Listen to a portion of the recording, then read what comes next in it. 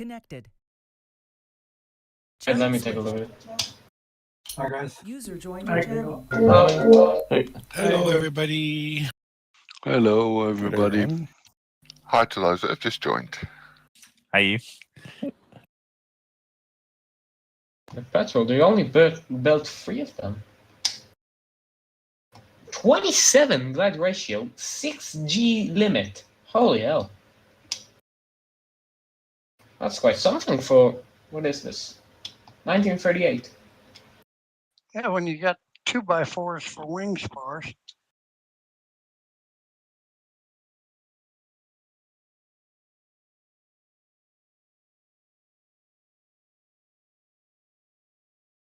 You're talking about inches there. Yeah. Yeah. And it's actually a little smaller than those dimensions in reality, but we call it a 2x4. I was thinking, oh yes, in a 2x4, which is not actually a 2x4 because of reasons. Back those days, it probably was a 2x4. Oh, really? Yeah, they didn't have the milling that they do now. 2x4s. Servers up, guys. Thank you. Thank you.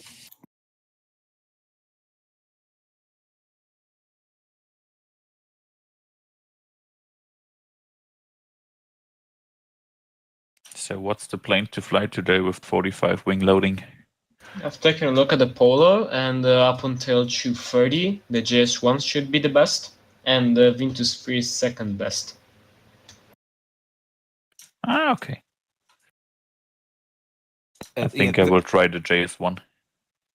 Just for one thing, the reason the 2x4 thing not being sized, it's because that was the original. That was for green, unfinished wood.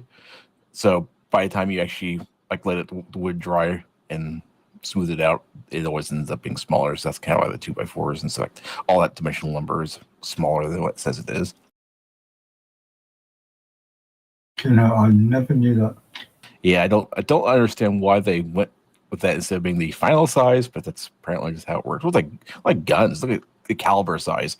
Is it the width of the bullet, or the width of the lands in the barrel, or the stuff like that? It's like those things are all weird too. I think I got some 2x4 in the garage. I'm going to go and measure it.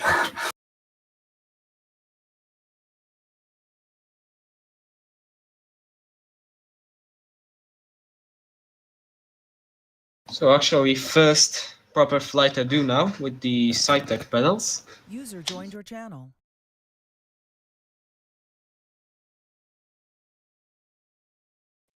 Hey, Chris.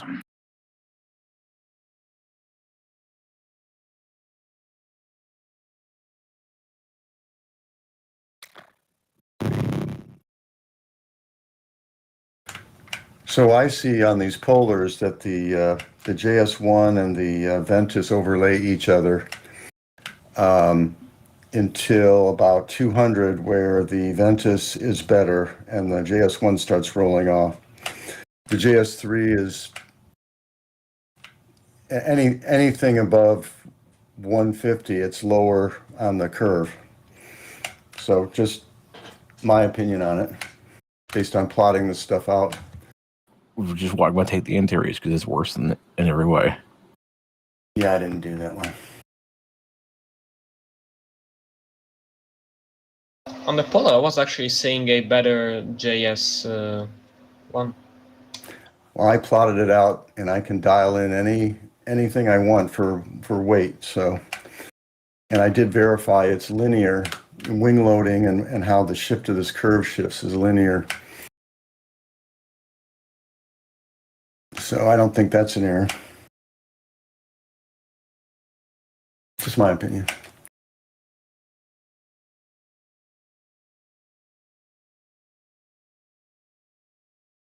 But I hope everybody flies JS3s myself. Yeah, I am. That's good. I need a break. Pick the JS1.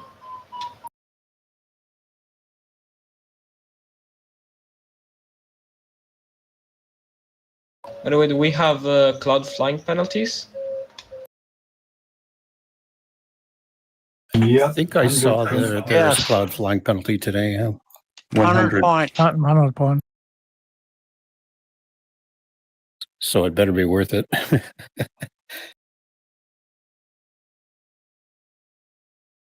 By the way, I'm almost getting a blue audio logo. Does it mean that I'm actually communicating on the radio, or is it like just intercom, even though I'm It's in a just- single seater? yeah, it's just like the intercom. We're showing that your mic Okay. it's hearing your microphone.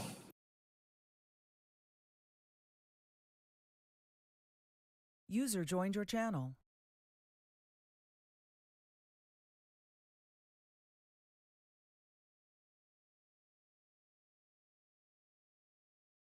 Looks like we've got Chris66_S on our channel.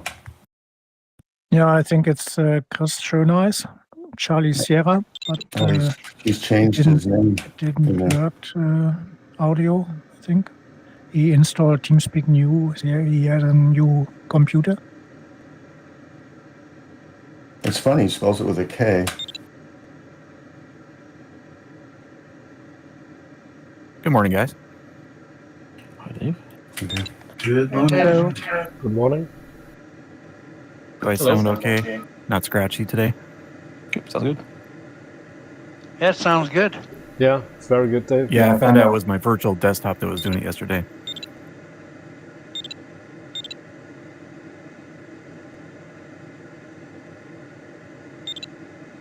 Yeah, I had my share of problems yesterday. Eventually, I found out it was my anti-virus. Well, we joined it. We Trying- joined at the same time, Rich. It dumped us right on top of each other. Wow. Nothing you could do about that, Mike. Yeah. Well, you don't need to rejoin. You can just restart the flight. Like I've seen repair messaging, you don't get penalties, so... User joined your channel.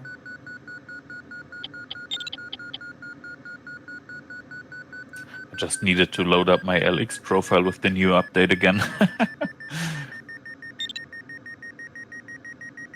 Oh, I hope. Uh-oh. Took me ages to Yeah, I had to figure out rebuild how all to my load planes yesterday. profiles. Uh-oh. I was confused. Everything looked very strange in the LX. That's right. You with the updates, you always lose the artificial horizon too. Yeah, I just noticed that too. Oh, Chris has his normal name now.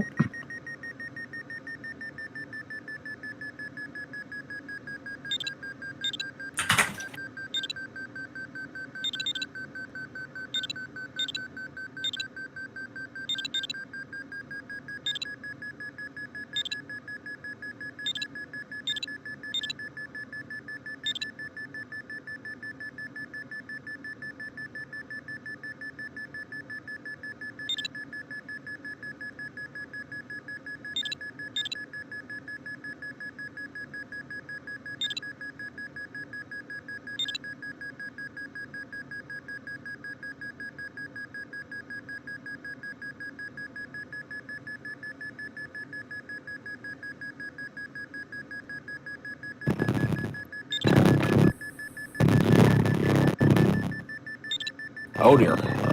It is not working for you, Chris, at all. All we're getting is fuzz from Chris.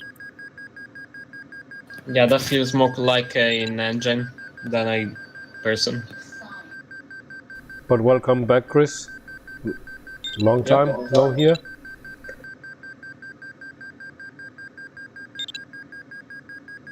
User joined your channel. Oh, I have no sound here in Condor. Nice. Yeah, I've got Yeah, the same they thing. changed the sound driver or something in there, messed everything up. What can I do now? I'm getting sound from a PC, but not through my headset. Yeah, that's me too. I went through this yesterday and found out that something changed in the way it drives to your VR, and so I had to change my volume and Windows up all the way to get the sound to come up in my VR, and then I had to turn my speakers down with the actual manual speaker volume control. Yeah, I will have a look. I saw in the Condor setup there's a new thing, VR API also. And the Oculus. I use the Oculus.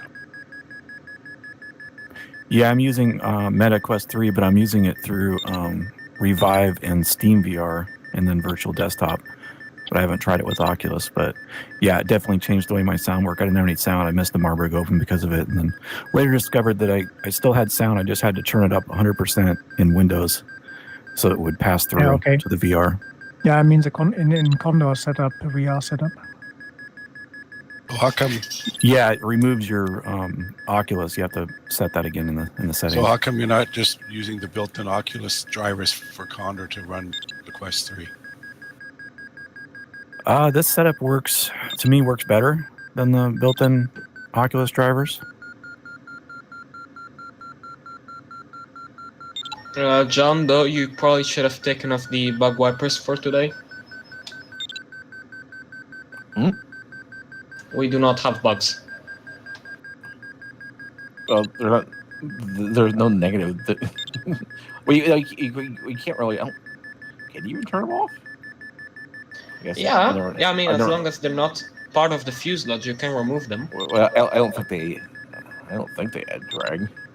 I suppose in real life, I mean, if they made an option to remove them, I think they do, just a little bit. You probably won't notice it, but you know. Hey, yesterday, did I hear somebody say NOI is Chinese? It said he's from China, his CN. I don't know where he's from, but his name's Ricardo Duran. Yeah, I think he's a Spain man. Me too. I thought I saw the flag before. Maybe I'm wrong. I think I've seen it on Condor Club.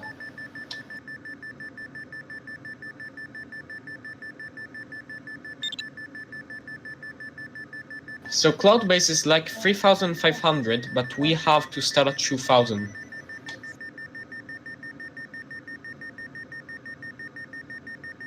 Not uncommon.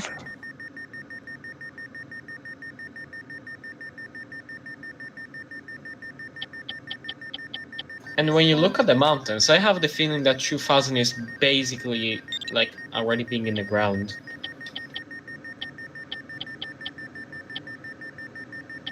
Yeah, also not uncommon. There's often the case where you have to pick between the clouds or the terrain.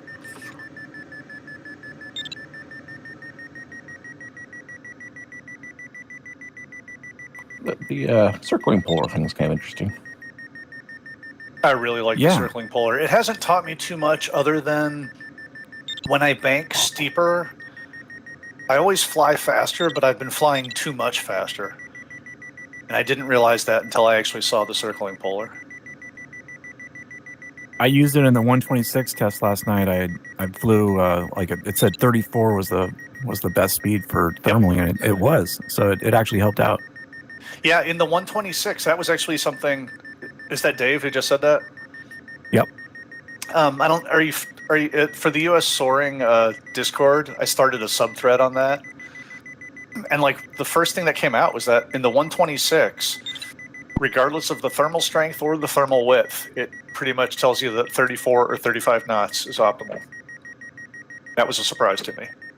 Yeah, I was a little surprised too. Actually, I started looking at it a little more. It helped me. Yep.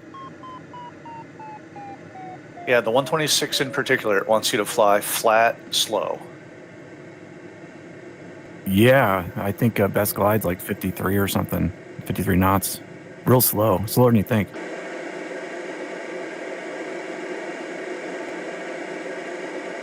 I did have to speed it up to like 65 to 70 to stay in the lead though. Was I too slow for the old man? No, I just recentered. I'm one of those folks who just by default, I always try to thermal at a 45-degree bank. And the circular polar is telling me that that's overly banked. That's too steep for nearly every condition. in nearly every plane. Where does the circular polar come up? Is it in the default PDA or is that LX? It's when you're looking at the, like for any given plane, the second tab where you'd see the normal polar, there's a little checkbox there now for circular polar. Oh, it's the second tab, and then check that thing. Yeah, it's easy to get lost because there's a ton of data there, but the takeaway from it for me was that I'm generally banking more than I need to, and I'm definitely flying faster than I need to. Well, that's really interesting information. Thanks for that. I flew a 126 race last night, and I had no idea that information was there. Well, it wasn't there until yesterday. Yeah, it's only the latest update that brought it. Where was the information? When you're looking at the polar for the gliders in Condor, when you're flight planner, there's a little check mark that says circular polar or timing polar or something. Okay. And then it basically the chart is distance from the center of a thermal on the horizontal axis and vertical speed on the top axis. There's a red curve that shows the airspeed on the thermal, basically like netto, basically. And then there's a little set of yellow curves that show basically climb at different angles. Your how fast you'd be climbing at different angles if you're flying at minimum sync for the G loading and everything. And then it'll highlight the best speed and angle to fly at for best climbing for the width and strength of the thermal you set. And there's It's also dependent on the wing loading that you have set. If you slide the wing loading bar, you can see it change a little bit. And there's nothing surprising there. The higher the wing loading, the slightly steeper you need to bank. Yeah. And you can set the width of the thermal and the strength on the right. I just like it because it finally puts numbers to a piece of the puzzle that has always been driven by intuition instead. And I'm curious to see how my intuition is wrong in that regard. Yeah, I must admit, I mean, I'm flying a lot by intuition. And quite often I'm flying a little bit flatter, but using some rudder to just push it around, you know? Was turbulence literally set to off? Looks like. I left that thermal. I'm just like, did the game crash? It's slide under wind. It's off under in the lower part of thermals. Oh dear. Totally different height of cloud base.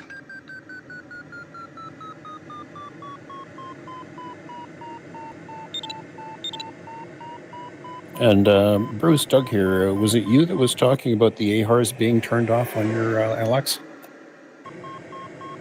Yeah, we have to fix that. Yeah, I had the same problem, and I'm on VR. I was actually able to turn the AHRs back on the fly here. I don't know if you're able to do that or not, or if you know how to do that.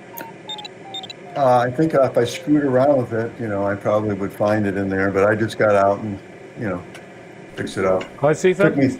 Took me 3 tries to get in here today. Okay, well, if you could access it while you're still flying and you want to throw the autopilot on, I could talk you through it. Oh no, I got it all. I'm good. Oh, you got it. Okay. Oh yeah, cool. I got it out now. Everything's back. I mean, I also had to pick the Oculus whatever under graphics, VR graphics too. That's new. Okay. I was like flying so in a far weird window. But thanks a lot, Doug. I appreciate that offer. Yeah, no worries. I mean, I wouldn't say that the AHRS was a no-go item, but it really ticked me off knowing I couldn't get to it, sort of thing. I started playing around with it, and I found it in the setup, sort of thing. So yeah, I've got it back on now. Where am I going to find a cloud to get up on here? I came in late and I'm low. Yeah, the usual scratch and search. My goggle was not set in the audio device, so now it's okay. After update.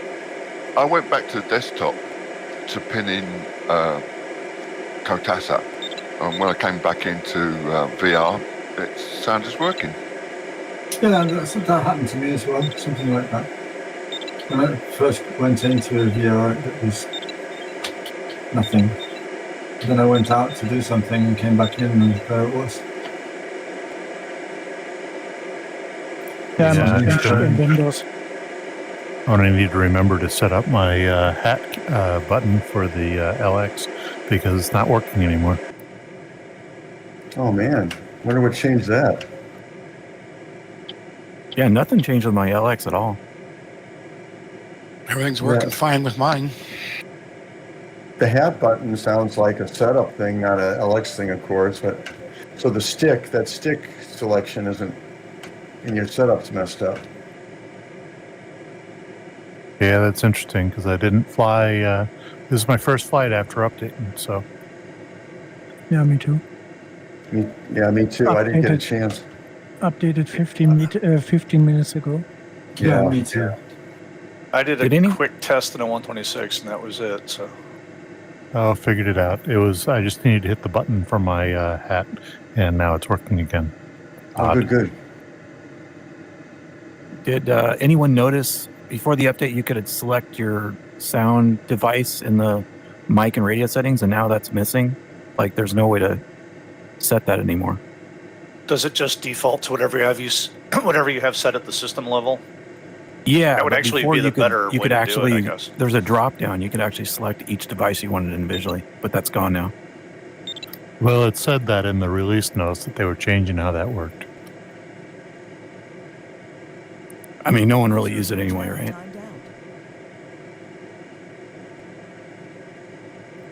And now you got to find 4 additional hotkeys, which are actual keys are really hard to find in Condor. Yeah, but you need 4 more for the radio up and down and mic up and down. Yeah, I didn't worry about the mic one because I just left it where it was set at. But the I have the altimeter keys unbound because when do you ever in Condor change the altimeter setting? Oh yeah, we never do that, do we? So yeah, I bound the plus and minus keys to the volume control.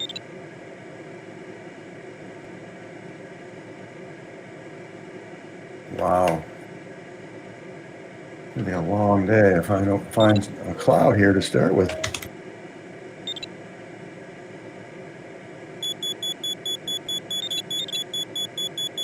Yeah, actually, long ago I unbound the altimeter controls because every once in a while I actually hit one, and they'd be like, "Oh, what's the altimeter supposed to be set to?" Yeah, most of the time that I learn a key binding, it's when I've hit something by accident and I have to figure out how to undo it. I did that a couple days ago. I changed the Vario sound, and one of the things next to the left or right bracket was the one that turned off plain icons. And then I hit a bunch of other things, and in the process I learned a lot because I hit about 8 wrong keys. Yeah, the semicolon is the plain icon. Yeah. And then backslash and colon is the radio frequency. Yeah, and they're all clustered in the same general area of the keyboard.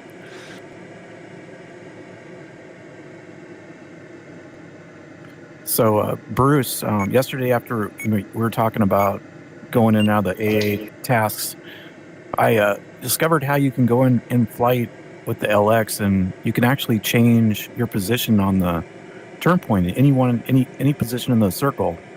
If you go to move, and then you can use the buttons or your hotkeys or whatever to move up and down, left and right, so you can position anywhere you want. And you can also change it from center to the minimum, maximum, and center as well. So I got that down now. Works pretty good. Very cool. Yeah, there's a video on YouTube.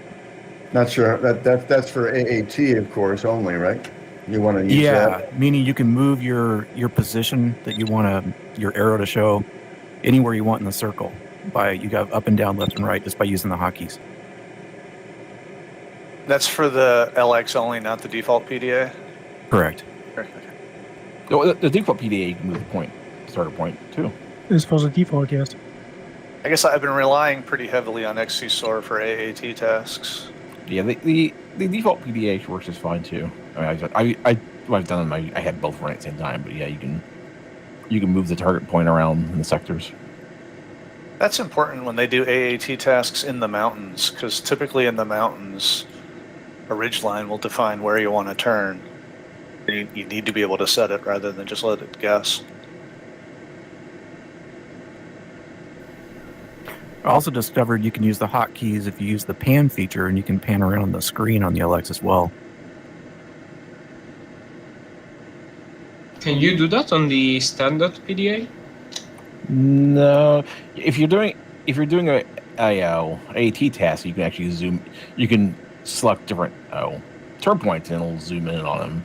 But you can't move the view otherwise. I really wish they would let you do that. Stephen, I'm only participating in Yeah, the there's a World video Cup, on YouTube for the standard PDA for AAT task. I'll manage it. and it's not going very well.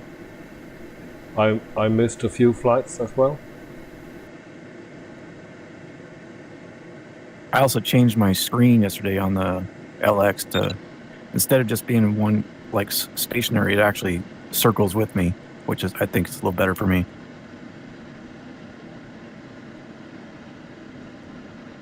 Oh, so you have track up instead of north up? Exactly, yeah.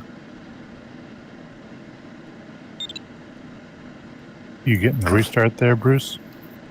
Yeah. That's a bummer. Yeah, that's the way it goes today.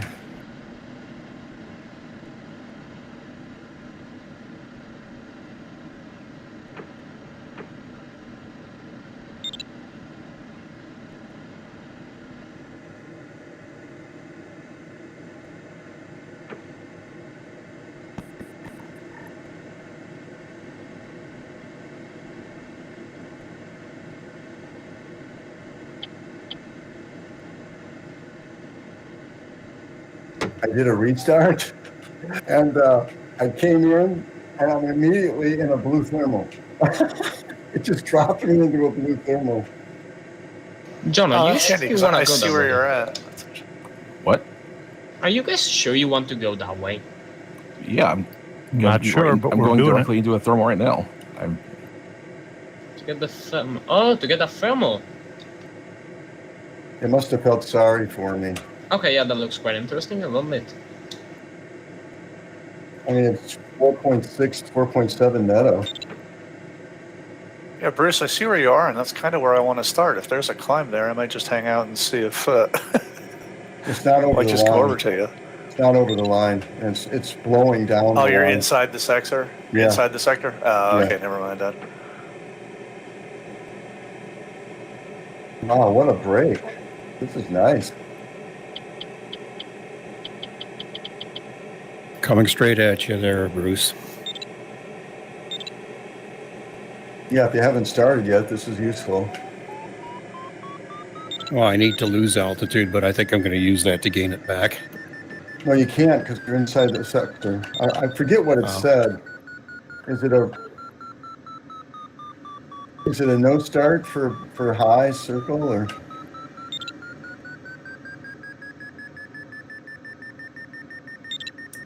You don't look like you're deep inside the sector. I mean, it's not a huge problem to start and come right back there. Yeah, but if it's a high start penalty, that won't work. So it has. I don't know how the. Yeah, I'd say set up. start out the front and then immediately come back to it. No, but if it's a I'll let start you know how it high works. penalty, if it's a no start, you'll restart and it'll be a no start basically.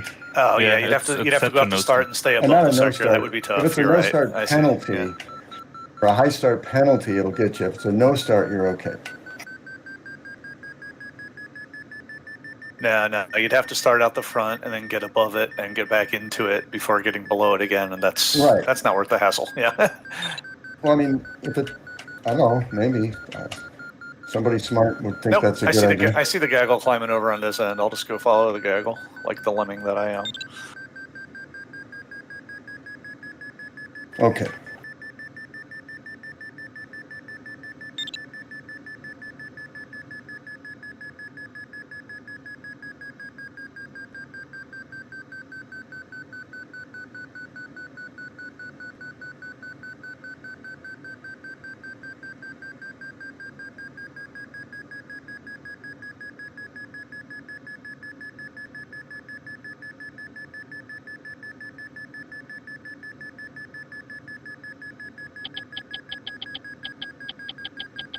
Well, I feel really fortunate to have had that.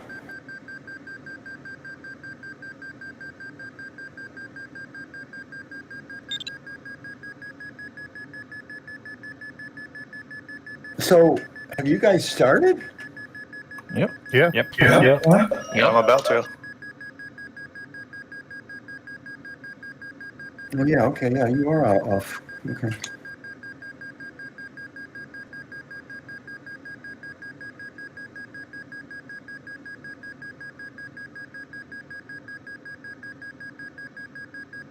There goes 330 off under the clouds.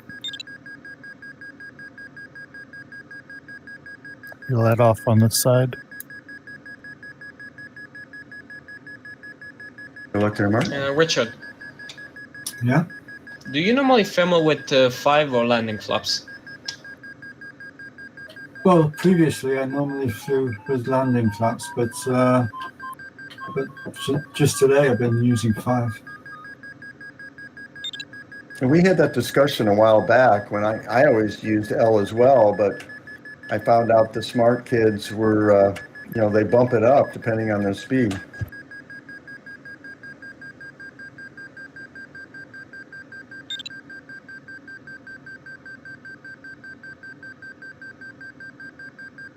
I don't know if it does it automatically, but Katasa can adjust your flap speeds based on your G load. I have that turned on, so if you're pulling enough G's in this thermal, it may change the recommended flap speed.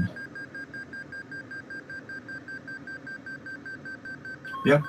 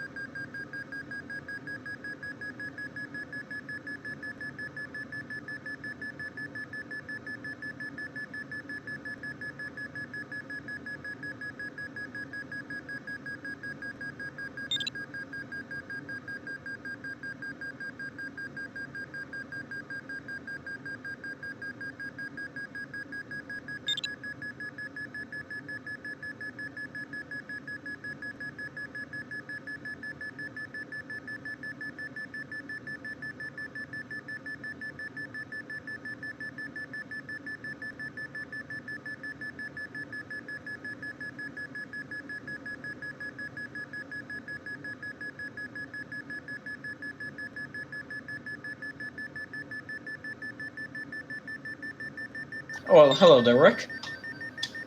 Does that get in your way, Nicola?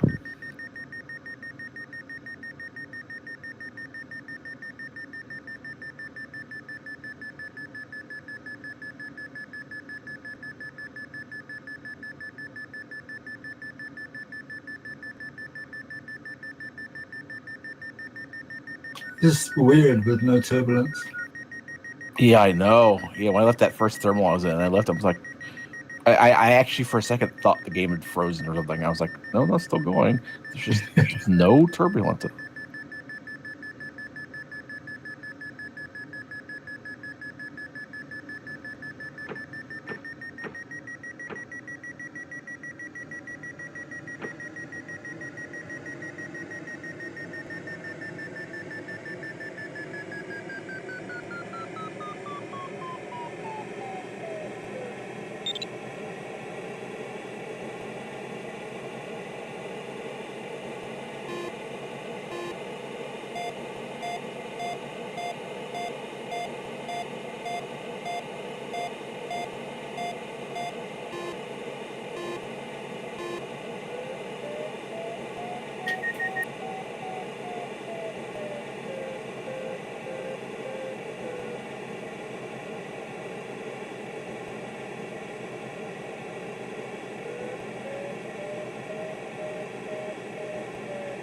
No bugs today, or am I imagining that? No bugs. And we're also we're flying it on frictionless surface, flying spherical gliders.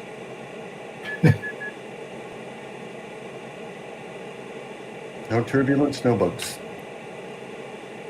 The 3 climbs that I've had so far today, I've reflexively just hit my bug wipers every time. I've managed to not hit the buttons, but I have repeatedly looked at the wings to see if there was enough bugs to wipe, and went, oh, yeah, no bugs.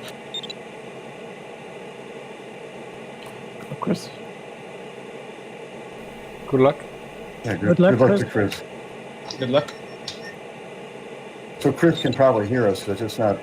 Yeah, there he goes. Okay. So good to be flying with you, Chris. Been so long, too long.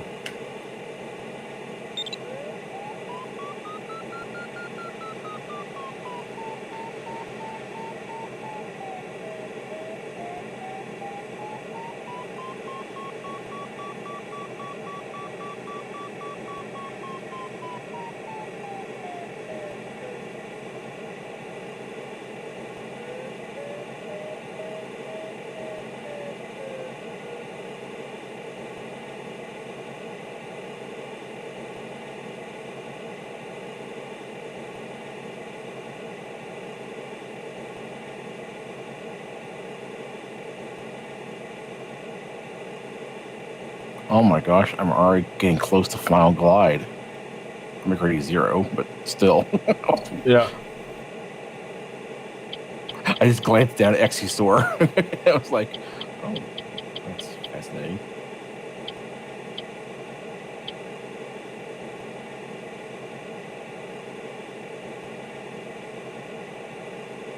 Oh shoot, I forgot to look. The path goes over Courchevel. Is that airspace No active airspace today? active. Okay. No airspace active. Nope, no airspace. Saturday, I don't.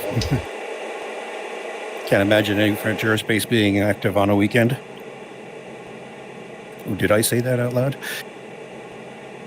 Sounds like you got some experience. I live in Quebec. I won't hold There you that go. against you. Neither will I. Well, it's also the people that have those 2 days for tasks who can make the call. Yeah, I'm just joking. Hey, if I can't make fun of my own, who can I make fun of, right? Yeah, right. You don't sound québécois. Parles-tu français? I speak English, French, and Greek. So what province of Canada speaks Greek? Athensistan.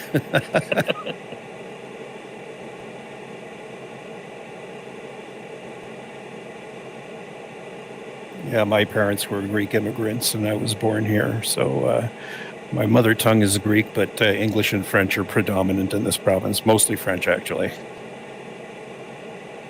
That's cool. Yeah, it's a gift. My grandchildren speak 3.5 languages. It's a real gift. Very nice. Well, I could order beer in Spanish. Does that count as a half language? It's Yeah, an the order of half- beer, yes. Yeah, the half language they speak is Portuguese. That's their grandmother. Oh man, there's a language that's so. If you've never heard it or don't use it, it sounds so hard to place. Yeah. Yeah, Portuguese is it just sounds like a weird, confusing mixture of. It almost like to me when I first heard it, it sounded like a mixture of like Russian and Spanish or something. I was like, what language is that?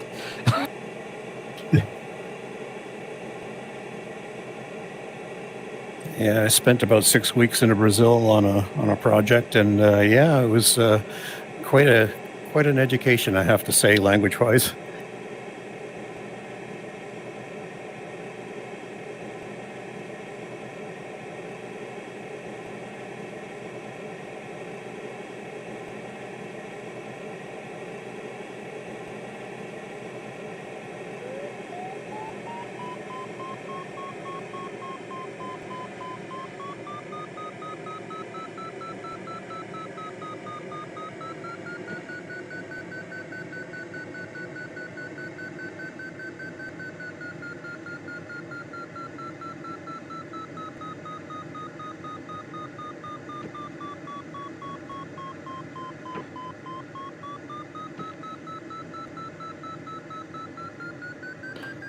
so wrong with the no turbulence. Yeah.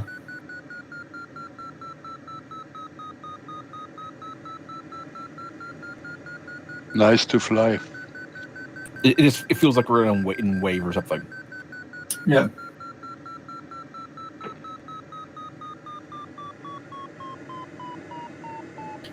Or evening thermals coming off the forest.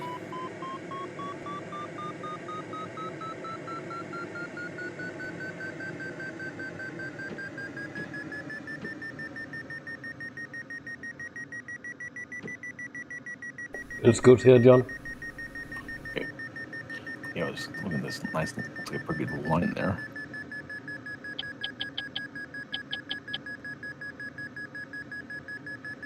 Oop, I got some good here too. Yeah, there is lift all along the way, but this one is the best so far.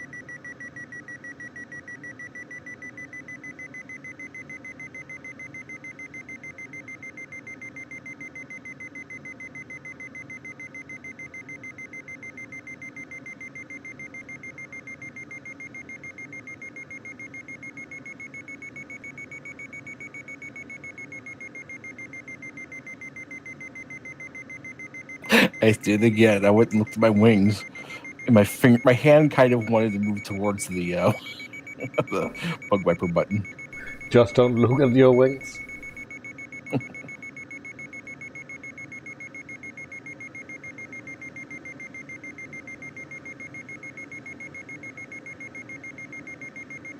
I actually thought I had bugs on my wings, then I realized my screen is a little dirty.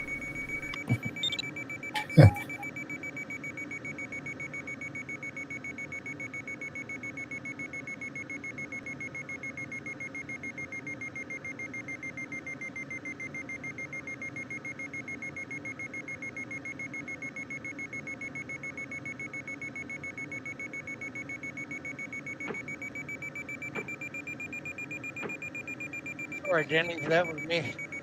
It's okay, Mike. I figure we're all experienced pilots. That's the idea. As I sit out back behind George or Gregor. Yep, I see you.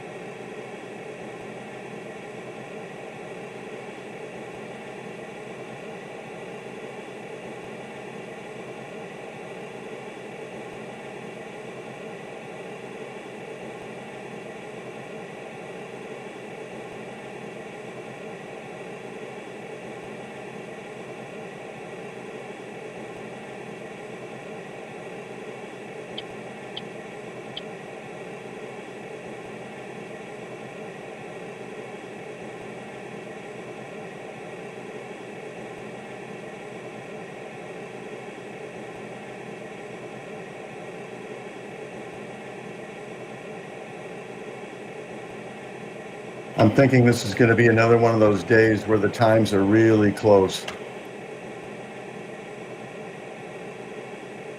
Be interesting. Yeah, it will be a very fast task today.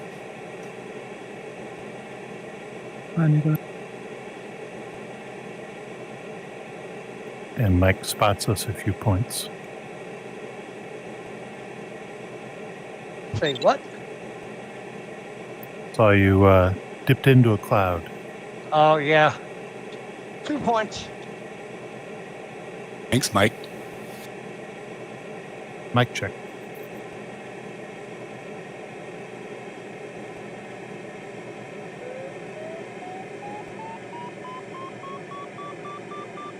Well, I have to say, guys, I'm actually in awe about how all this stuff works. I've been a career pilot and started flying over 50 years ago, and I have never been this challenged in flying sailplanes ever in my career. It's just amazing, especially with the way you guys go across these tracks here. I just don't know how you guys are that fast. Way too many hours spent doing this. No fear. I was gonna say, we're flying it like you stole it. Well, one trick is also just, taking corner cuts, like passing 2 meters above a mountain at 100 kilometers per hour. Yeah. That works. Yeah, that's like, Right. I'm Condor only, but if I flew in real life, oh my god, I wouldn't be doing any of this. Every Condor flight, I do at least 10 things that I would never, ever, ever do in real life. Well, thanks for mentioning that, because even in Condor, a lot of the stuff that I do here just scares the crap out of me, so there's no way I would ever do this in real life. At least not this fast, anyway. You can also drink beer while you're flying, too. Yeah, you I might have need a- it. I mean, I have a I beer mean- holder at my chair. Nice. well, I mean, who's there to stop you, however? Well,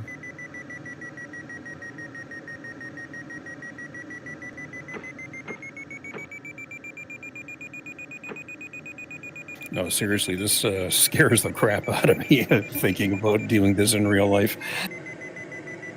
yep.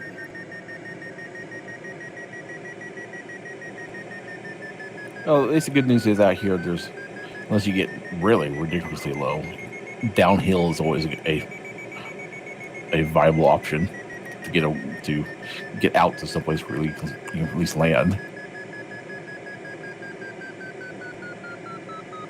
Under me, there is a plane with a red, green, blue, purple spot. Is it on the textures on the scenery? Yeah, but it's not the plane that shocks me. It's the colors around. Yeah, no, it's because the aerial photos, the way those cameras work, they're not a camera. It takes still pictures lots of times. They're a line scanner that scans basically a single line of pixels with different filters. And if a moving object moves across it while they're doing the aerial photography, you'll get weird color artifacts like that. So it wasn't that plane, whoever that was taking the image or a satellite, maybe it was the same basic thing. That plane was flying under whatever took the imagery, and it does that little weird multicolored streak. Dave, what's the lift over there? 11 on the Netta Okay. knots. Yeah. Best one so far.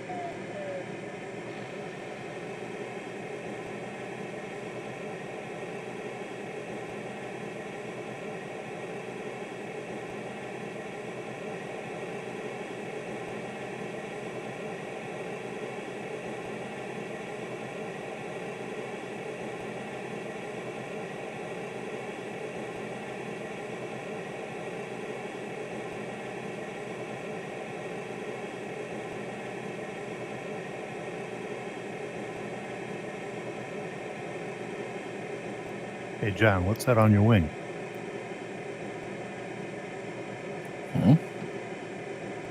would never try to trick you into activating your bug wipers.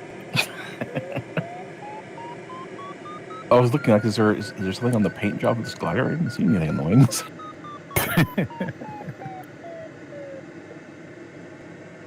Andreas put a ladybug on one of them. Yeah, right there where you look. No, I don't. There wasn't any. I don't think there was any textures for the. I should not have stopped here. I thought this was going to be stronger, but it's barely anything. Oh my gosh, when you make a skin, do you have access to like the leading edge of the wing to put color on there or something? That would be so mean to make a skin that has bugs plastered on there. Yeah, you can. Although, I hate to criticize Weak or whoever does the textures, but I think they need somebody else to do the texture unwrapping. They basically don't actually unwrap the textures. They're just basically projections of the planes. What it is if you look at the template files, the textures are basically bunched up on the top and bottom of the fuselage and on the leading edge of the wings.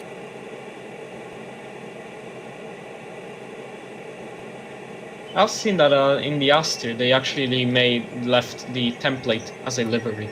Yeah, actually, I wish they would do that. Actually, I like the fact that the template was included. They're not very big files. I wish they would just include them with Condor, or have one download to download all of them. I don't know why they're all separate downloads if they are on the forum. 330's going way north. I mean, yeah. Yeah, Nico went out front, found his own way. You know, NOI's over there a little ways. Yeah, he's way off he's directly off my left wing, but quite a bit.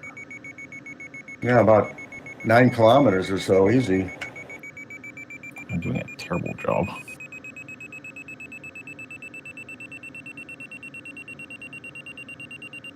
Yeah, there is a way north, if you're high enough.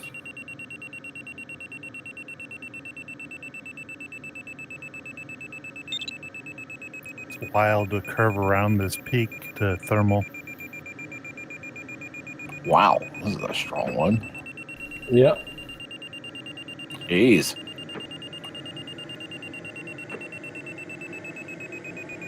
Ooh, gimme. It's nice. Over 5 I was and a half, fluttering. 6. 6.5. I got 6.7 on the average right now. My 30-second average now 7.1.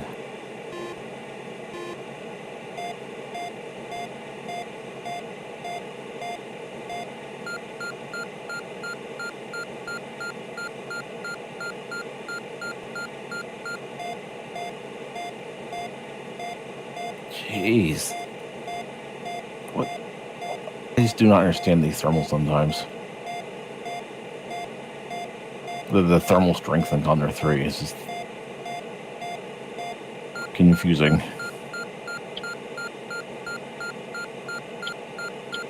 Well, this is actually a 2-knot thermal being pushed up at, or 2K thermal being pushed up at 5K.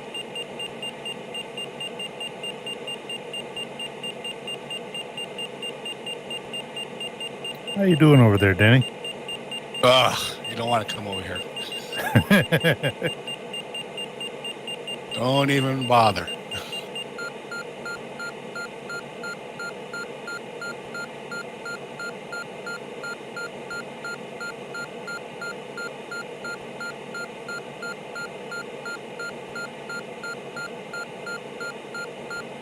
I'm at that point, do I go back for a restart?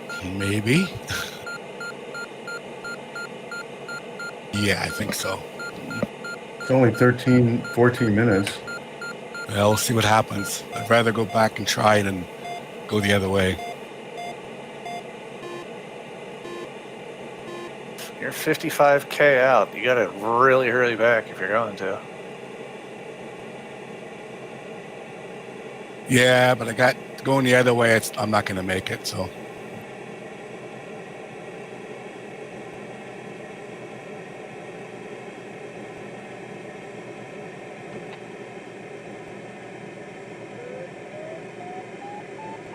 Wow, over 7 Meadow. John, how strong was the last thermal you got?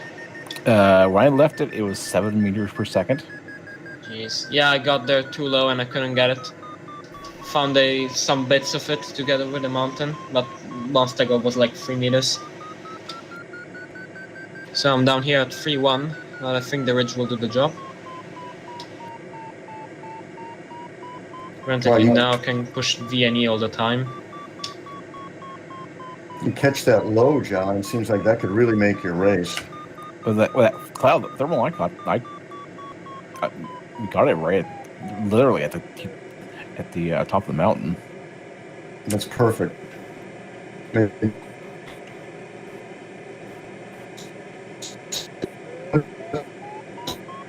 fast energy up.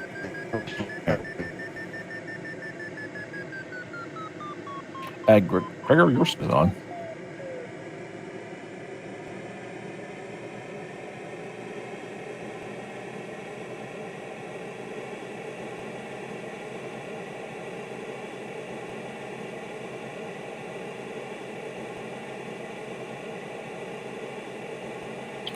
Gregor, did you catch that? Your glider is either on fire or your smoke is on. He's just going that fast. Oh, thanks. My smoke was on and my mic was muted.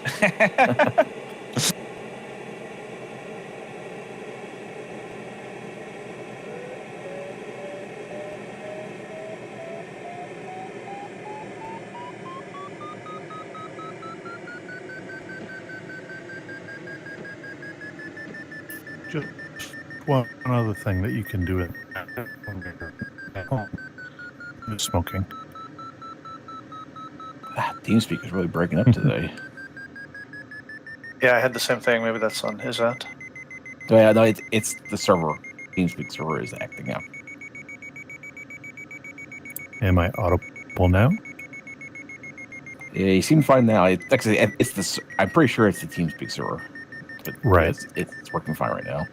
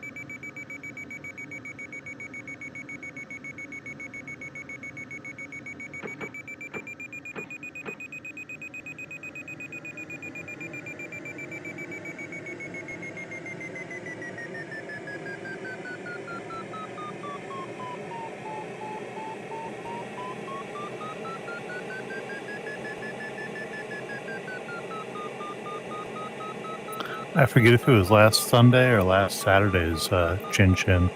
I reflew it and followed Nico's or 330's Ghost. Dear Lord, that was a roller coaster ride. Did you beat your original time? Yeah, by like 15 minutes. Or no, not 15 minutes. It was, I increased my average speed by 15 kph.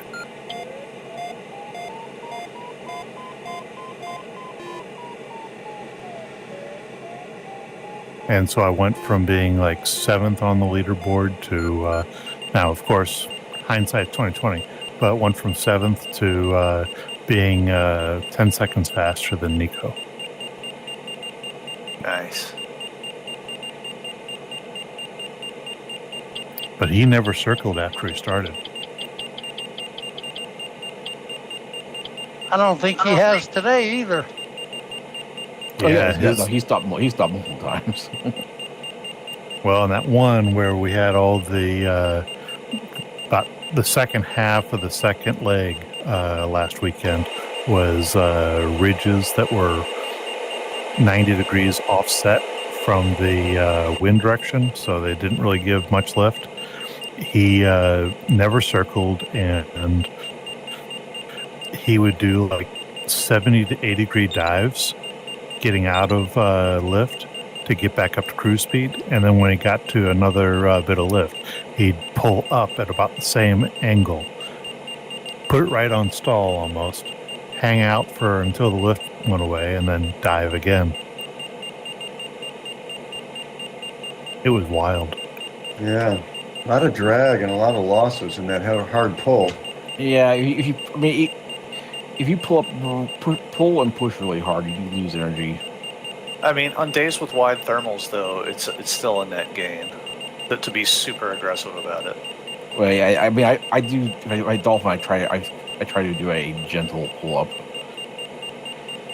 I get more and more aggressive with it the wider the thermal is. It's also just fun, and I can't stop myself. So even if it's a little bit slower, I enjoy doing it. Yeah, a lot of times I'll be in a Oh, I don't know, semi. Oh, Brian. Oh no, Brian! what? Oh no! What? Yep. I was Both going Hank about Gregor. 270 or so, and it started vibrating, and I pulled up, and it did not help me. Yeah, same here. Damn. Yeah, I gotta be careful today. Also, Sorry, guys. risk flutter. Yeah, there've been several times I've been doing really well in a race, and then I'll get in a thermal, and it's so strong, I just say, oh, to hell with the race. I'm having fun climbing. I don't want to jinx myself, but I haven't fluttered in Condor3 yet. I haven't either. What? No, I used to flutter all the time, and it just always pissed me off. And in Condor3, I've just been keeping it a little bit slower.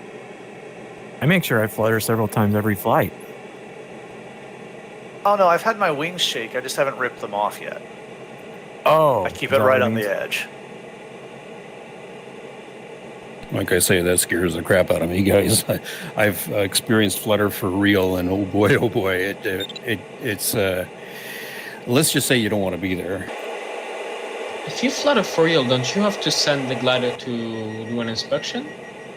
Well, it wasn't in a glider. It was actually in a powered aircraft, and it was the horizontal stab that started doing the flutter. And in a situation like that, what you're really trying to do is trying to change the dynamic from what it is presently. And for me, basically, it was just applying a little bit back pressure on the elevator, a little bit, because too much, you'd probably just exacerbate the situation and keep flying that way. But it was a very horrible feeling, feeling it in the controls, and the onset was just almost immediately. So yeah, I kind of, a lot of respect for it. Definitely.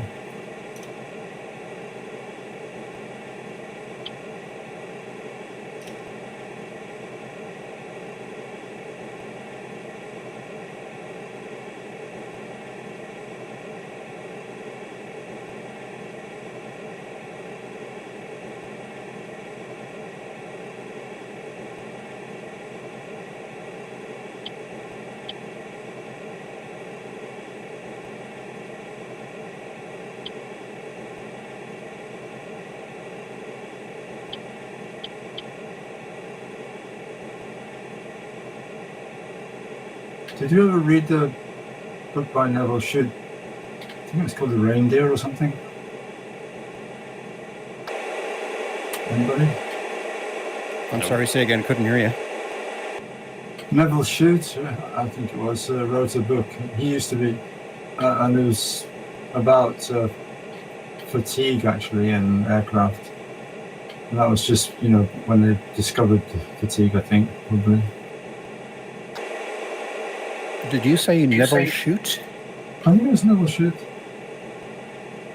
I thought he was an author of some kind, was he not? Yeah, that's why he wrote the book. But he also was an aircraft engineer. Oh, Dave, also. Jeez, what the heck? That light came out of nowhere. Oh, were you really high, or were you like over? I don't know. I was way 11,000 below feet, or- B&E. Yeah, me but too. were you at 12,000 feet? Or I'm dead. I was very high, but way below VNE, and it fluttered just a very short time. I wanted to pull up a little bit, and then bam. Yeah, that was unusual. I'm not used to fluttering taking out my wings that fast. I wonder if they changed something on the update. Is this the Ventus that is less tolerant of flutter? I used to fly the AAS planes just because you could fly them with the wings flapping and never rip them off. Yeah, that was weird. That was unexpected. Also, you've got very little water in the wings, so you've got less damping. Yeah, maybe that has an effect. I don't know. I did what I usually do, and it blew up. I pulled up, and it just blew up on me. Well, see, that's what happened to me. Is I was on a Ventus, and it didn't last as long as the JS does. I think they changed something. Yeah, you might I don't have the Venice. You might do an offline flight and see if it you just pick an air start and just see out what speed it flares at. Maybe something got messed up.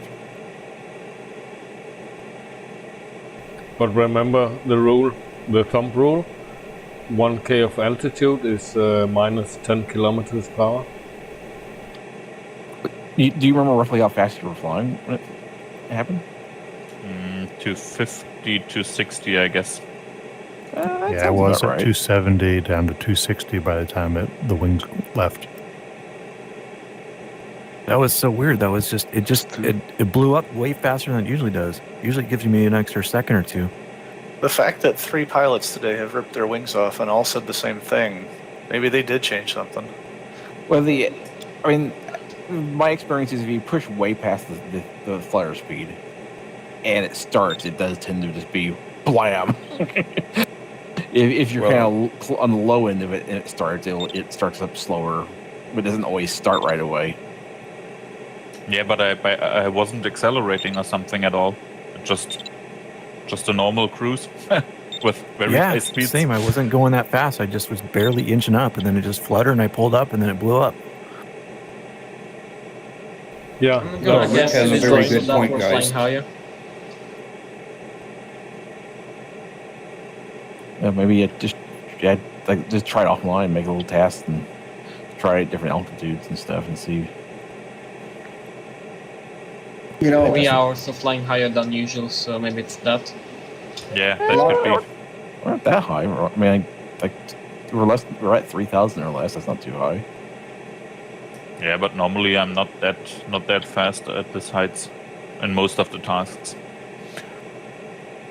A lot of people pull the brakes when they flutter.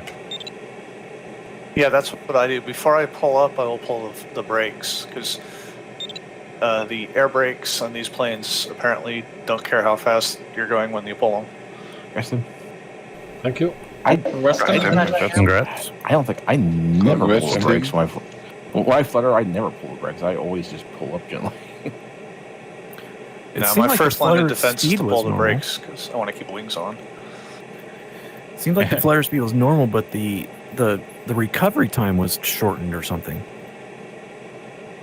Well, Rick had a really good point there that since we're not fully ballasted, there's not nearly as much dampening effect. The onset could come really, really fast and hard when you don't have quite that much. But thank you, Stephen. I use peanut butter for the ballast of my glider. It's got plenty of dampening. It takes forever to dump, though, I'd imagine. I use molasses. That's what I wanted to ask. How long do you need to dump it? The jelly glider. And does it work in cold conditions as well? I don't know. As I've coded lots of different things in my life, and I can tell you that sometimes the developers add stuff in that they don't put in the release notes. No, say it isn't so. No. That's on. Congrats. Congrats. Congrats. Mike. Oh dear. Okay, Chris, you gotta get on Tim's stream afterwards and hear what you sound like. You sound like a robot. Very robotic. Going through a time warp.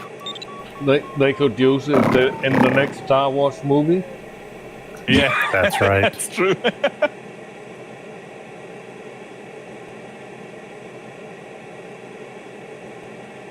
Chris the Hot.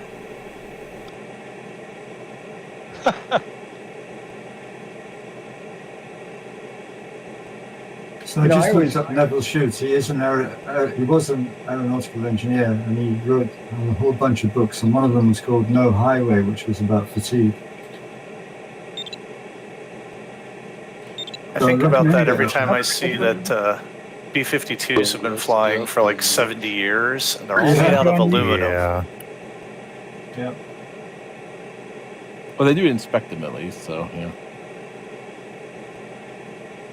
And they've had a modification or two. Haven't they all been re-winged, but multiple times at this point? Yeah. Good question. One of the bases I was stationed at had B-52s, and the maintenance shop re-winged all of theirs, and that was back in the 70s.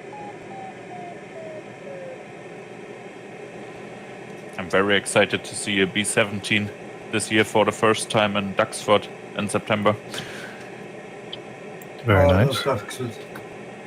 They're amazing. It's amazing how slow they fly for how large they are. Yeah, that's true. Yeah, it's the first time for me this year to drive to Duxford. It's a very long drive, but I want to see these old planes flying. I live like 5 minutes away from the Air and Space Museum of the Smithsonian out in west of DC. They have a B-17 there with the wings cut off, and the thing that struck me about that was that it has a perfectly symmetrical airfoil, which is just it blew my mind to see that. I'm used to seeing glider airfoil type shapes, and it's a perfectly symmetrical airfoil, which I didn't know any real world aircraft other than like aerobatic planes would do that. Well, look at the airfoil airliners. Yes, they look at. I mean, it's obviously a slightly different thing, but the airfoils they use in the airliners are for transonic speeds and stuff is really goofy. Yeah, but at least they look like a normal airfoil. Like they're not symmetrical; they're flatter on the bottom than on the top. Yeah, symmetrical profiles are not that usual, are not that common. And then the B-17 has one, which is why it blew me away. I thought even back then, like. It was made for aerobatics first. It was originally meant for an aerobatic plane. Then they realized it'd be a good bomber. Yeah, maybe. They had a different plan in mind. I thought the symmetrical airfoil was something they used for elevators. Yeah, they do. Yeah, it's they don't want a non-lifting surface. Yeah, they don't want it to lift. I'm sure passengers will appreciate that the plane flies as well inverted. Oh yeah. Yeah, I was wondering like how many B-17s have ever gone inverted. They could apparently, but like it just. Well, I'm pretty sure they're on the fuselage at pretty good angles. And the plane probably wouldn't work too good inverted. I think I saw a movie with Denzel Washington, right? Yep, that's the one. Had a jack screw air with the tail and the flipped it inverted. Tim, that was with whiskey. Well, they had an issue with whiskey too.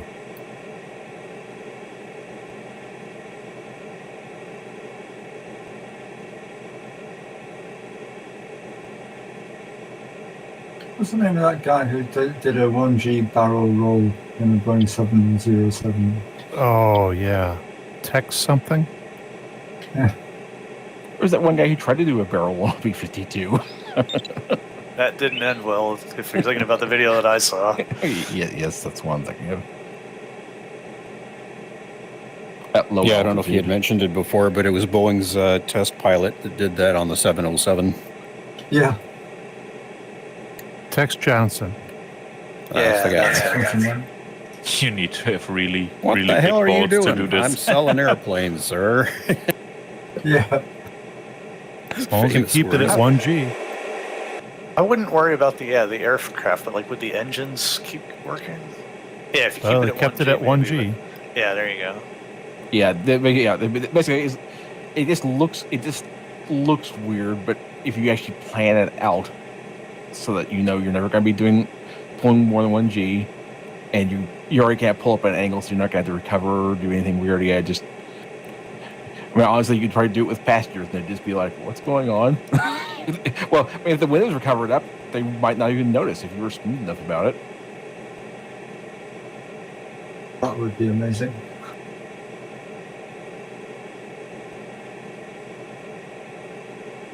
If you look at your left side, you'll see, no, right.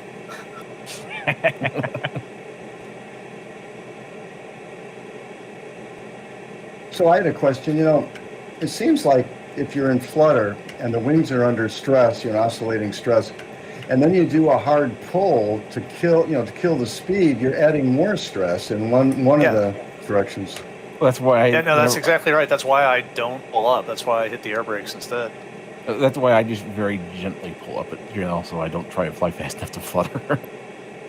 But I think if you pull out the air brakes in real life while fluttering, your wings are completely gone.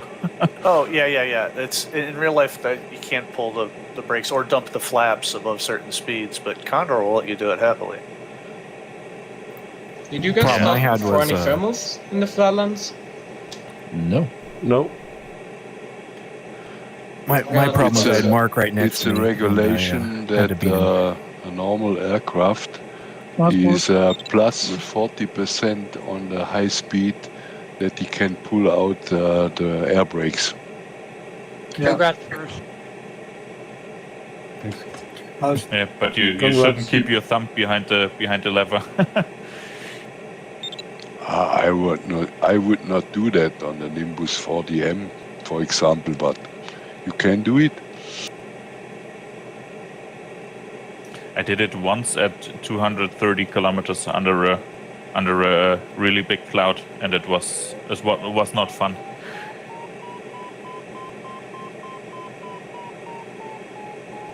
So are you guys trying to get to the end with whatever altitude you have? Yeah, from the time I left the mountains, absolutely. I'm not planning on climbing anymore. Although I think I'm a little bit higher than the people ahead of me. I don't know what they're doing. Yeah, I'm not very high myself. I don't feel that high, but I think I can do it. It's the sink, I still have a pretty strong finish. It's interesting watching people bump thermals from spectator mode with the trails turned on, seeing if they actually have any net gain in altitude. Yeah, that's true. Spectating as well.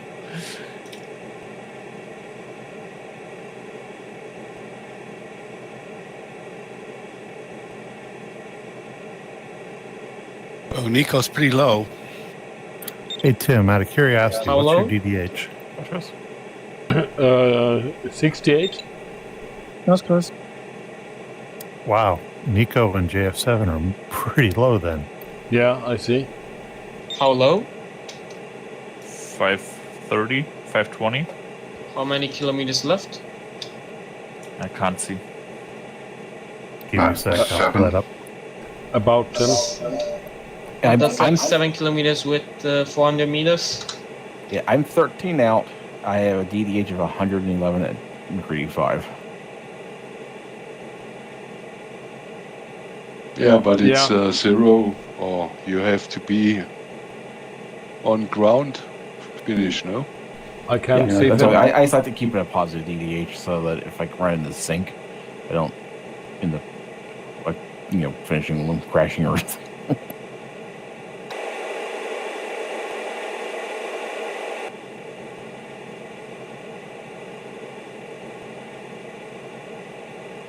The sink is the killer. The wind is the killer. Good point. Well, The ground. the PDA accounts for headwind, but it doesn't account for negative netto. Nope.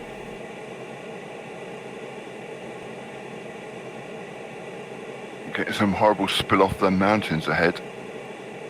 Yeah, I've been in negative netto the whole time since that final turn point.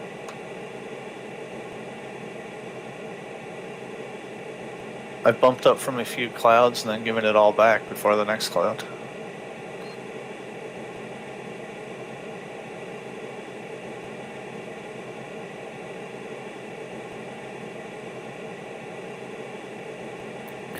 So in the forum, Janice writes, usually flutter starts at VNE plus 15 kilometers per hour TAS.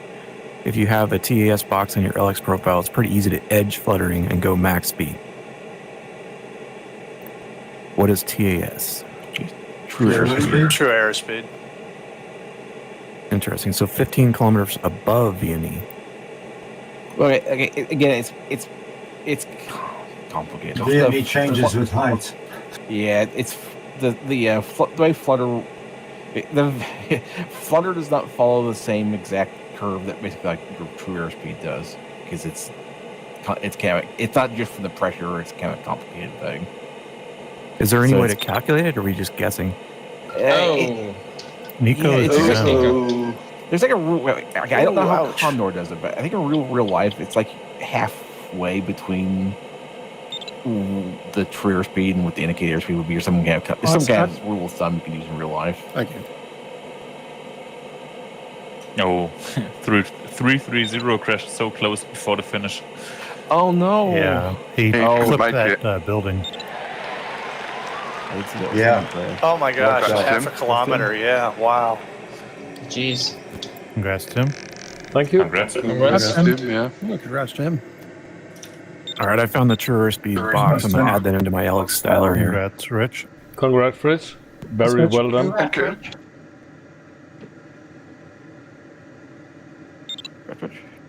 And I don't think anybody's going to take that one away from Rich. No, I don't think so. He's very, very fast. Congrats.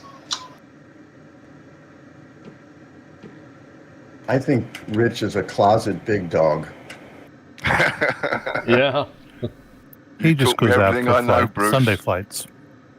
You've been stepping out of the closet pretty often lately. Yeah, but he's not recognized as much. That's the thing.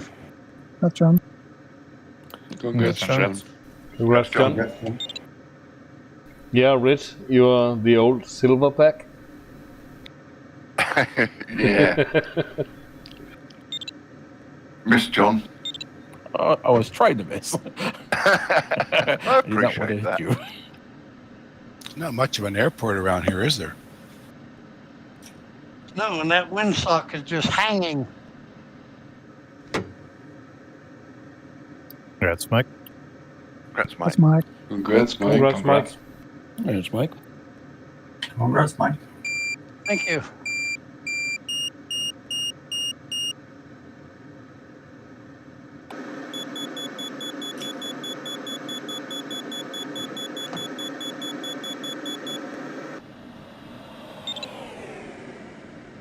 Did we decide that ground effect was modeled or not? I don't think it is, because if you fly close to the ground, your net of area should go up, and I don't think I've ever seen it go up or to basically be indicative of getting less sink. But Vic said it was. I know. I'm just saying though. It doesn't seem to be. I mean, like I said, if you fly low, I don't see any real. Like I said, like you watch your set a task with no thermals, no wind, no turbulence or anything, and then fly down the ground effect, and I don't really notice any difference.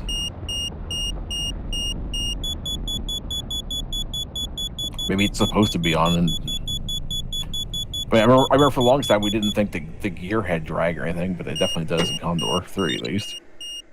I'm just looking at this guy in front of me, Cat. Congrats, He's flying about like 10 meters off the ground. Congrats. That's good. Well done, Gert. Jo, tack. Congrats. Yeah, well done, good. Congrats. Thanks. Congrats. Congrats. Tack, tack. I hope I will finish.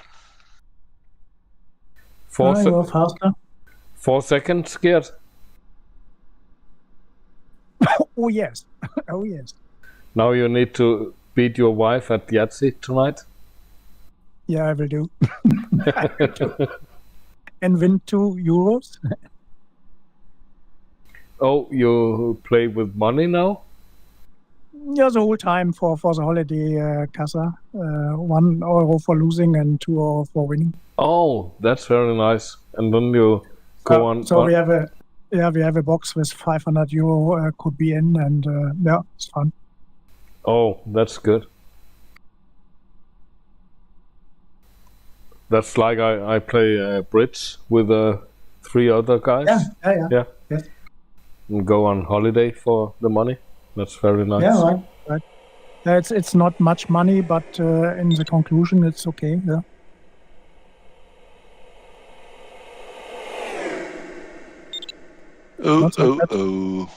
Oh dear, I see you're a little on the low side there, Andy. Oh, I lost sound. What happened? Oh. It looks like AW2 may not make it. Andy's just checking out that ground effect. Yeah, I flew over Andy and I could see his shadow right underneath him. I fly too long open class, so I don't. I know the ground effect. Normally with the open class, if it's possible, you go 20 Silent kilometers wings. before in the ground effect. Oh wow! Oh my God, Nico was so close. Wow.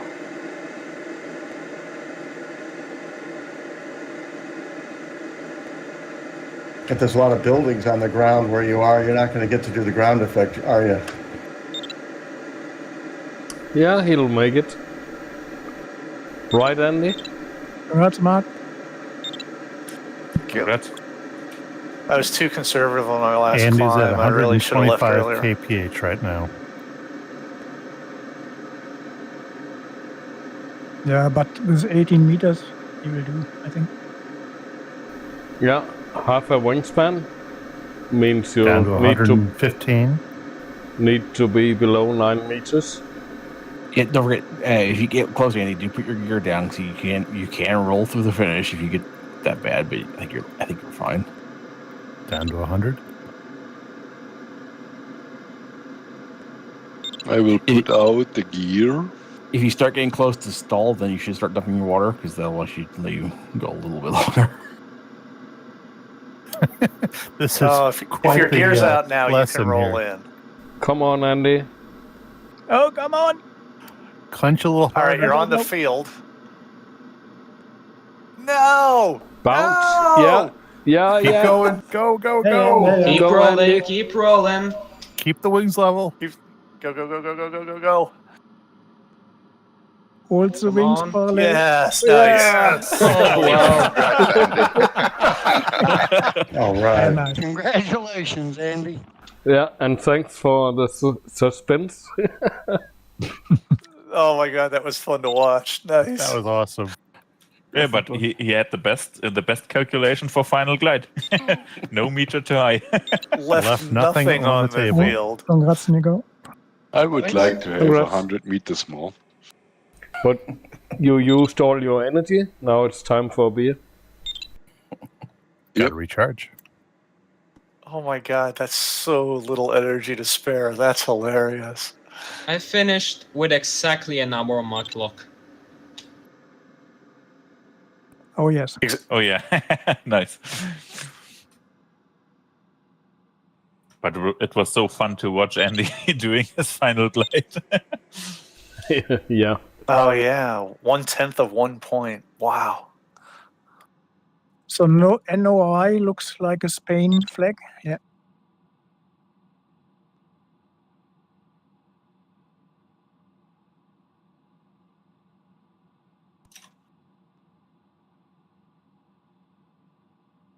I imagine the roll to the finish will end up in Tim's Hall of Fame channel clips. Yeah, I'll try to put a clip up. Bruce, can you make it? Yeah, I don't know. Oh, yeah, you're gonna make it. Andy made it. Bruce is gonna make it.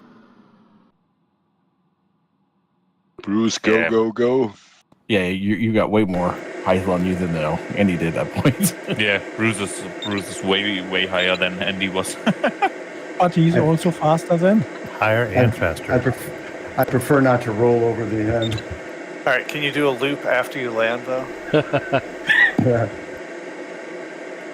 on final. I don't know, what's that competition where you want to do a takeoff and landing and in the middle do a roll without turning? Someone finally did it with a 104, but it looked a little bit gnarly.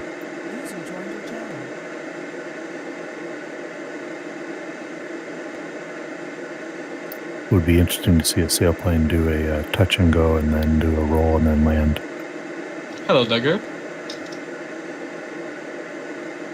Yeah, sailplanes with touch and goes, that does get pretty interesting. That 104 had a heck of a roll rate. Yeah, and you go. Hello, guys. Good evening. It's Nico here. Hi, Nico. Oh, hey, Nico. Oh, so close, Sorry Nico. about the Nico. I lost. you made it. Hi, Nico. I lost Windows. Condor Windows was blocked, and I couldn't disengage the autopilot. Oh, no. No. Did you were have robbed. the energy Congrats, to make Bruce. it at least? Oh, yeah, he had the energy. Tim, sorry about yesterday. You were in a critical phase of the flight when I asked you for your email. Yeah, I saw. I can write you my email. Oh yes, But I have already quit from the Condor. okay. But I can write it on my stream, or I can send Okay, it. yes, that's good. Okay. Congrats, Bruce.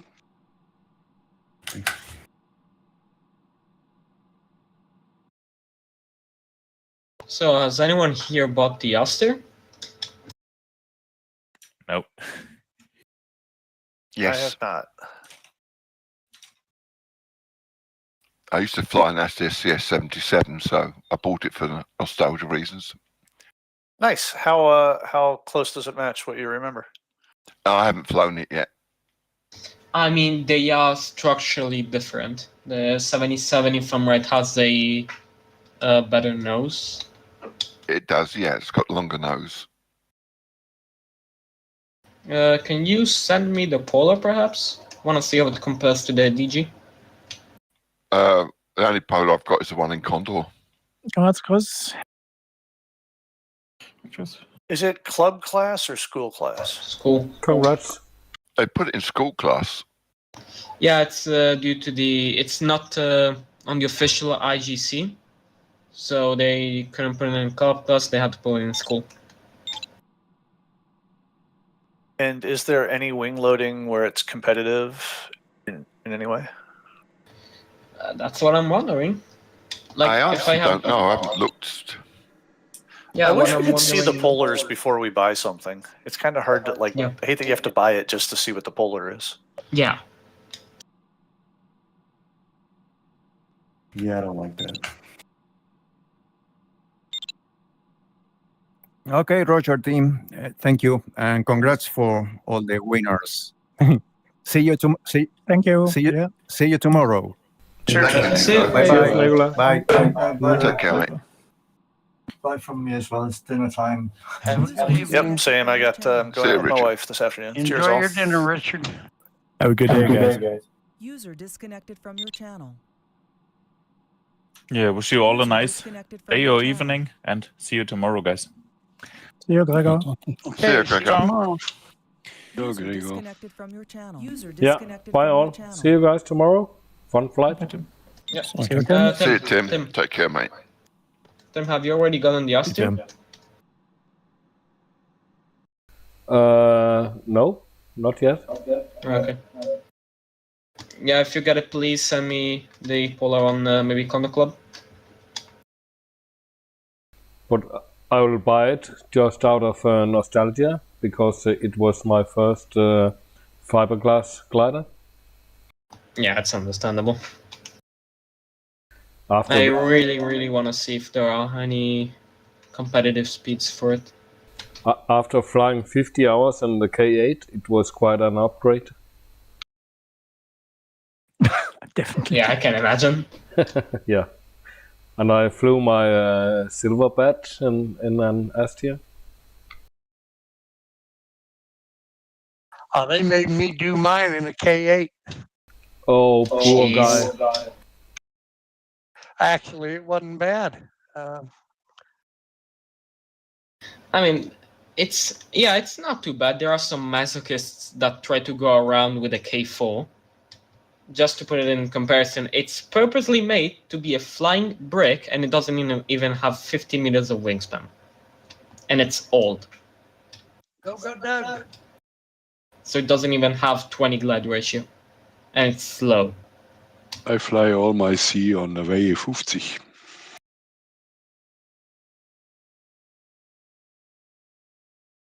Congrats, Chris. It was a construction before the Second World War. Wow, yeah. So, bye for now, and hopefully see you guys tomorrow. You, bye-bye, Tim. Bye. Disconnected.